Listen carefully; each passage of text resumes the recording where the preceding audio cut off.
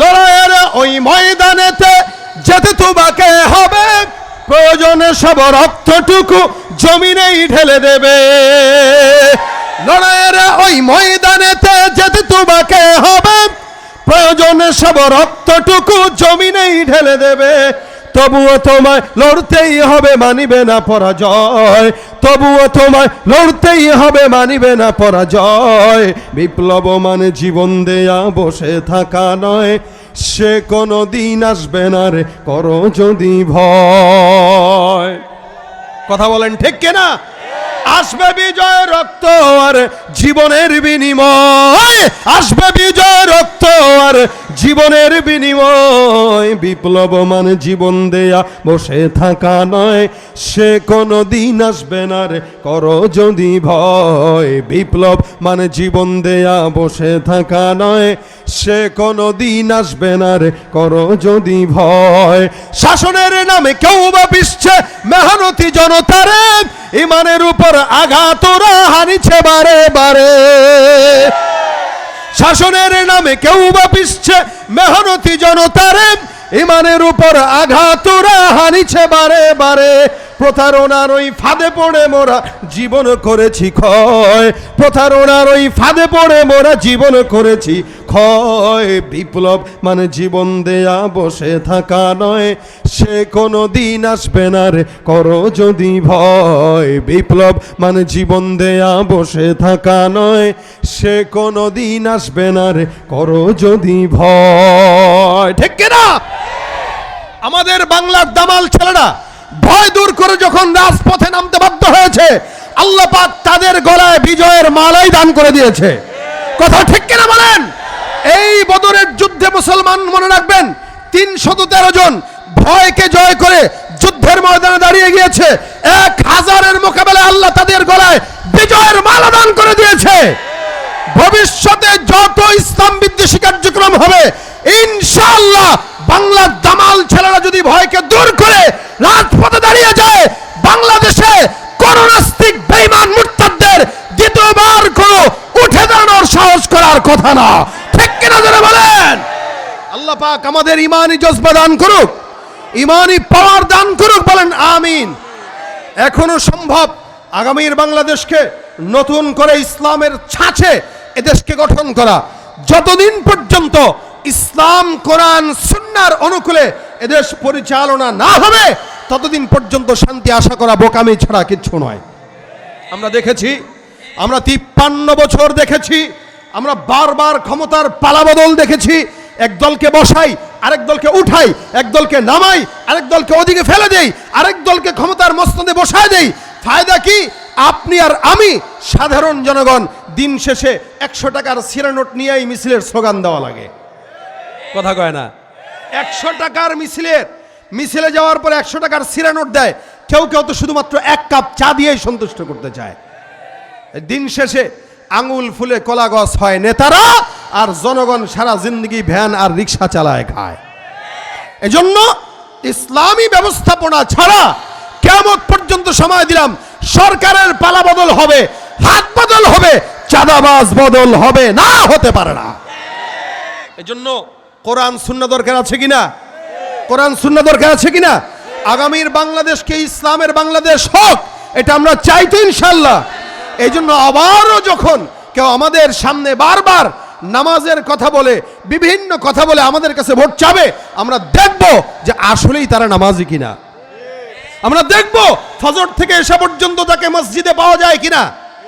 যদি ফজর থেকে এসা পর্যন্ত নির্বাচনের আগেও পাওয়া যায়, পরেও পাওয়া যায়, বা ভোটে দাঁড়ানোর আগেও পাওয়া গিয়েছে, বুঝতে হবে ও আসলেই নামাজি। কিন্তু যারা শুধুমাত্র নির্বাচন আসার আগে আমাদেরকে ধোঁকা দেওয়ার জন্য মসজিদে যায়, এরা নামাজি নয়, এরা ভণ্ড। কথা ঠিক কিনা বলেন? আমরা 80 রাকাত তাহাজ্জুদের গল্প একবার শুনি নাই, অনেকবার শুনেছি। 70 রাকাত তাহাজ্জুদের গল্প আমরা বারবার শুনেছি। আমরা এই সমস্ত গল্প শুনতে শুনতে দিশাহারা।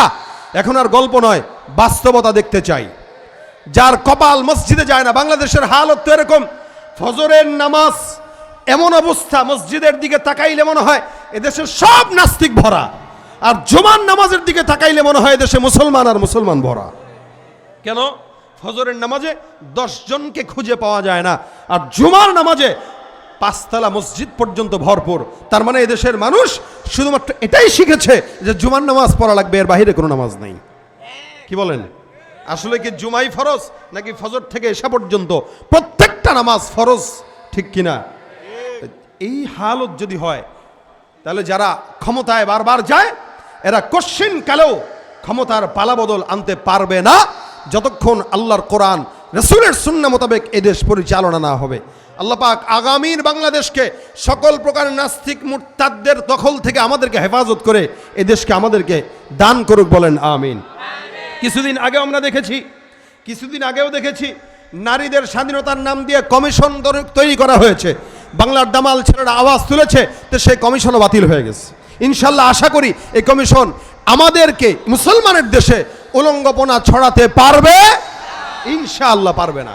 ইনশাআল্লাহ আমরা বেঁচে থাকতে ইনশাআল্লাহ হতে দিব না। ভাইরা আমার, এজন্য শুধুমাত্র 5 ওয়াক্ত নামাজ মসজিদে কপাল ঠুয়ালেই নামাজি বলা চলে না। আপনি আমি মুসলমান দাবি করি, আমাদের কোনো কাজ আছে কিনা বলেন তো? কিছু কাজ আছে কিনা? আল্লাহ পাক কেন পাঠিয়েছেন? পাঠানোর উদ্দেশ্য আমরা সবাই জানি, মা খালাকতুল জিন্না ওয়াল ইনসা ইল্লা লিয়াবুদুন। আল্লাহর দাসত্ব, আল্লাহর গোলামি। বলে গোলামি সবচাইতে কোনটার মাধ্যমে হয়? আবদিয়াত সবচাইতে বেশি কোন ইবাদতের মাধ্যমে হয়? সেটা কি? মাথা ঝুঁকানো। আমরা বলি না যে মারা গেছি কিন্তু মাথা নোয়াই নাই, মরতে রাজি কিন্তু মাথা ঝুঁকাইতে রাজি না। কেন? বলে শত্রুর সামনে মাথা নোয়াবো কেন? একটা পুরুষ এ কথাই বলে, ঠিক তেমনি ভাবে একজন মুমিন এ কথাই বলে যে আল্লাহ ছাড়া কারো সামনে মাথা নোয়াইতে পারি। এটা মুমিনের কাজ, এটা মুমিনের ঈমান। এক সাহাবী নবী করিম সাল্লাল্লাহু আলাইহি ওয়াসাল্লামের কাছে ডাক দিয়া বলেন, ইয়া রাসূলুল্লাহ, আমি আপনার সাথে জান্নাতে যেতে চাই, আমাকে কি কোনো আমল দেওয়া যায়? তো নবী বলেন, এছাড়া আর কি চাও? বলে এটাই চাই। রাসূল বলেন, বুঝে শুনে জবাব দাও, এছাড়া আর কি চাও? সাহাবী বলেন, হুজুর এটাই চাই, আপনার সাথে জান্নাতে যাব। কার সাথে যাবে? কথা কয় না। কার সাথে যেতে চায়? আপনাকে জিজ্ঞাসা করলে বলবেন আমি আমার নেতাকে নিয়ে মরতে চাই। দেখছেন না ভিডিওতে? মরার আগে পর্যন্ত বলতেছে আমি ওই দল করি, ওই দলের জিন্দাবাদ হোক। কত বড় বেহায়া, কত বড় নাফরমান নিমুখারাম হইলে দলের নেতার নাম নিয়ে নিয়ে মরাটাকে সৌভাগ্যের মনে করে। রাসূল সাল্লাল্লাহু আলাইহি ওয়াসাল্লাম বলতেছেন, সাহাবী কি চাও? হুজুর আপনার সাথে জান্নাত চাই। রাসূল বলেন, তাহলে তুমি আমাকে সাহায্য করো, আল্লাহ পাককে সেজদা দিয়া আমাকে সাহায্য করো, তাহলে আমি তোমাকে আল্লাহর কাছে সুপারিশ করে জান্নাতে নিতে পারবো। যে ব্যক্তি আল্লাহকে যত বেশি সেজদা দেয় সে আল্লাহ পাকের তত বেশি নিকটবর্তী হয়। আর সেজদা এটা এমন একটা বিষয় যেটা শুধুমাত্র আল্লাহর সঙ্গেই সম্পৃক্ত। আমাদের দেশে মুসলমান দাবি করার পরেও আল্লাহকে বাদ দিয়া খাজার দরবারে যায় সেজদা দেনেওয়ালা লোক আছে না নাই? কম না বেশি? অনেক। আপনি শাহজালালের মাজারে যায় দেখেন, আপনাদের এই কুষ্টিয়ায় অথবা পাবনা অথবা এই সমস্ত এলাকায় আছে কিনা আমার তেমন জানা নাই। আছে? আল্লাহকে বাদ দিয়া খাজার দরবারে যায়, মাজারে যায়, বাবার দরবারে সেজদা দেয়। আমি এটা তাজিমি সেজদা দিয়েছি। তাজিমি সেজদা বলতে কোনো সেজদা নাই। সেজদা একমাত্র কার জন্য? ওয়াসজুদু লিল্লাহি ওয়া'বুদু। আল্লাহ বলেন, ওয়া আনতুম সামিদুন ফাসজুদু লিল্লাহি ওয়া'বুদু। আরে তোমরা তো উদাসীন, উদাসীনতা দূর হবে যদি আল্লাহ পাককে সেজদা দাও। ওয়াসজুদু লিল্লাহি ওয়া'বুদু, সেজদা হবে আল্লাহর জন্য এবং সেজদার মাধ্যমেই তার ইবাদত হবে। আল্লাহ বলেছেন সেজদা হবে কার জন্য? বলেন না জোরে, কার জন্য? মাথা ঝোয়াবো কার দিকে? মাজারে। বাবার কাছে যায়, আব্বা গো একটা সন্তান দেন। বাবার কাছে যায়, বাবা গো বউটা বিয়া করছি 10 বছর, পাই না, একটা বাচ্চা দেন, ফু দিয়া দেন। বউর পেটে ফু দিলে বাচ্চা হয়? কি বলেন আপনারা? এখন বাপ যদি ওই কোয়ালিটির হয় তাহলে কেবল ঠিক আছে, বউটারে আমাদের এখানে 3 দিনের এতেকাফে রেখে যাও। বাচ্চা পাইতে হলে 3 দিনের এতেকাফে খাজা বাবার দরবারের খানকায় রাখা লাগে। এখন বুঝেন, আপনার কষ্ট করা 10 লাখ টাকা মহারণা দিয়ে বিয়ে হইতো বউ, এটারও যদি খাজার দরবারে 3 দিনের জন্য রেখে আসেন, এরপরে যদি সন্তান হয়, বুঝবেন প্রোডাক্ট আপনার না আপনার বাপের। কথা বলেন ঠিক কিনা?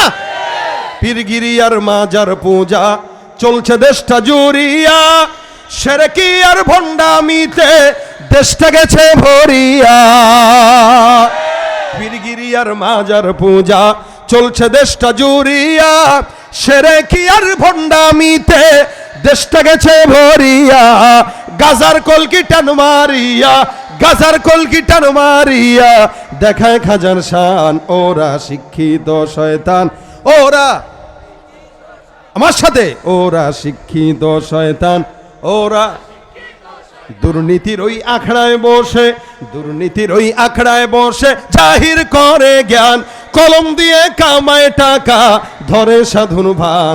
ওরা শিক্ষিত শয়তান, ওরা শিক্ষিত শয়তান, ওরা শিক্ষিত শয়তান, ওরা শিক্ষিত শয়তান। ঠিক কিনা?